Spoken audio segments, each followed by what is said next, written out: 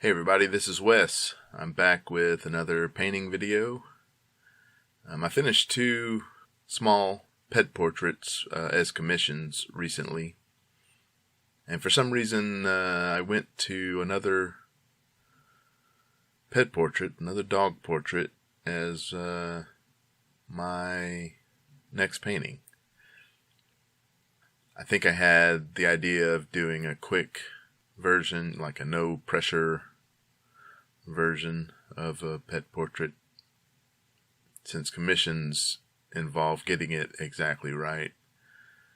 Not exactly right, right enough to pass for the right dog, whereas a painting I do on my own is up to my own interpretations entirely, and I just have to get a nice painting. So this is just an 8x10 canvas, which I haven't done a lot of in a while. I need to get some more small paintings finished, so I thought I would do this as a dog. But yeah, I'm just applying a fairly thick paint here over the drawing I did.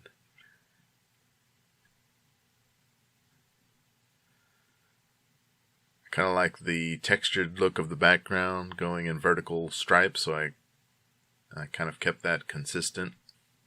Now I'm going back in with some white and kind of letting it mix in to these shadow areas that are white, but in shadow, so that I've made it a light blue. Kind of a shortcut way to do that. Yeah, I'm just sticking with this large brush until I'm done with this rough-in stage, and now I've switched to a liner brush, a detail brush.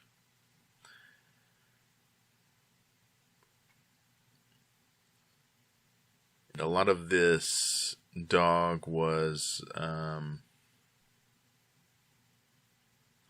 had strong dark lines in the photo, so that made it easy to just go in with the liner brush and delineate those lines out in the painting.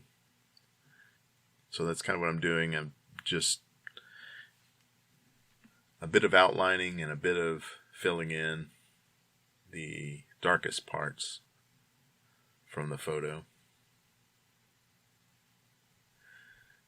I already like the tilt of the head, the angle of the body in this painting, in the reference photo. That's kind of what I was drawn to originally, and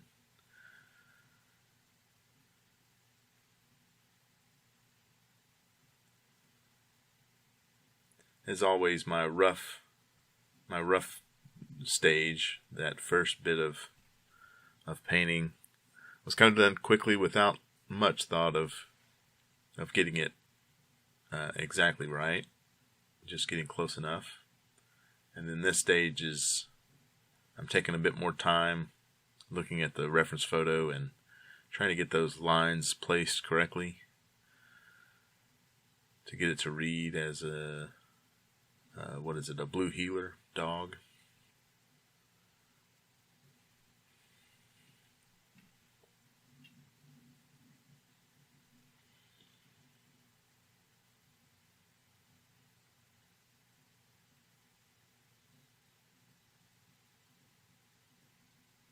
So a lot of outlining, and it does look a bit more like a comic strip, or that style, cel shaded, animated look to it. And I don't mind that too much, but I am going over some of these lines and as I go, and just to get rid of a few and emphasizing only the ones that are necessary to make it a stronger painting.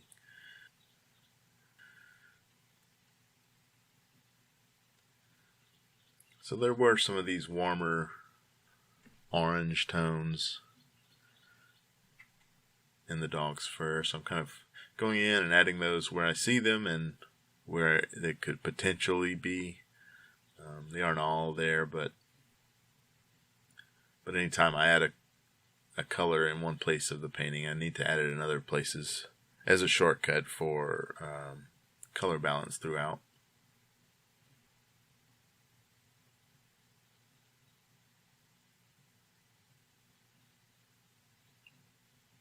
Adding in the white, the lightest lights here. That's a good tip for anybody starting out with painting or with art in general, is if you're ever stuck on what to do next, you can always work on emphasizing or lightening the light areas, the highlights, and darkening the darkest areas. And also making sure you have midtones in your painting. Depending on the application, I mean, I guess you could go for a high contrast design of some sort that would break those rules. So this light blue is kind of serving as a shadowed area of the highlights of the white area. So it's reading as white fur in shadow.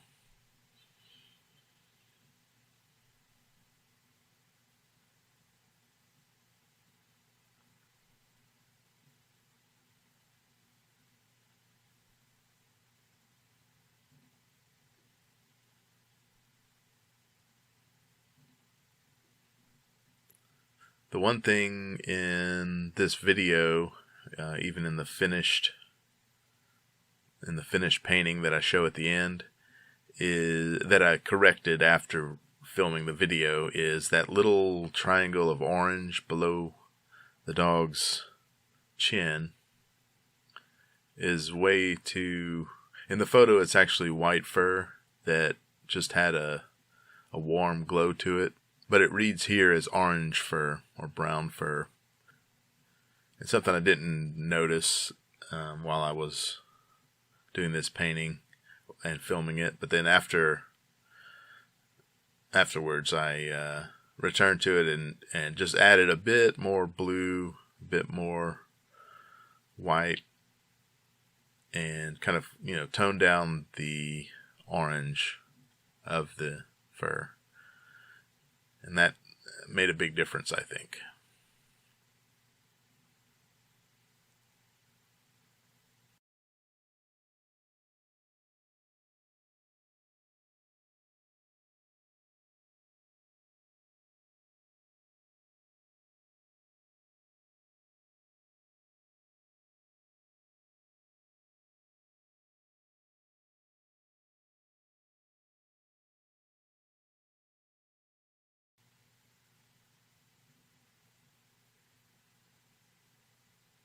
So at this point, I enjoy the where the painting's at, and I'm kind of just looking for those slight improvements to get it a little closer to the reference photo. One of the last details to add is the highlights in the eyes. Even if they're not in the photo, I try to add a bit, at least experimentally, to see if it will work, because usually that kind of brings life to the eyes, is that highlight. It shows moisture and reflective surface. Without it, the eyes are just dead. And in some instances, I mean, that's how the photograph can come off sometimes. But oh yeah, here I'm kind of holding up this to I was kind of considering a halo. And even at this point, I was thinking, well, if it doesn't work, I can just wash it down with water and scrub it off. But I kind of liked it, that halo at a jaunty angle there. I think it was just the angle of the dog and the interesting expression on their face. I don't know, felt the need to add a halo to the image. It makes it a little more kitschy, a little more, I don't know, cartoony. But that's okay sometimes. I don't mind that. Adds a little humor, a little levity.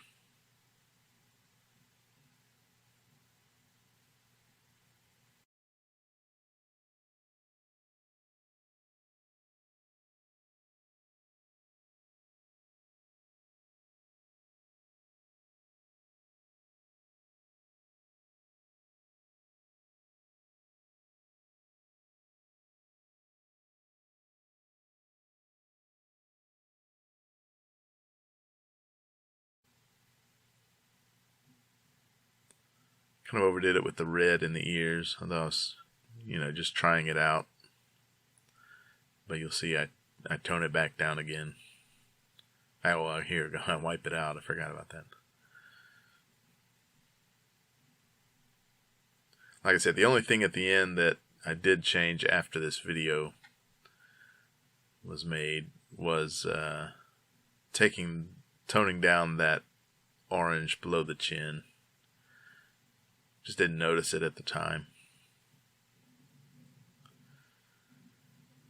And here are the highlights.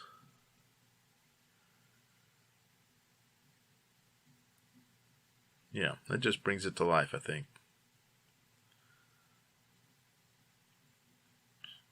Makes the difference. Well, anyway, this is the end of this video, and I hope you enjoyed it. Thanks for watching.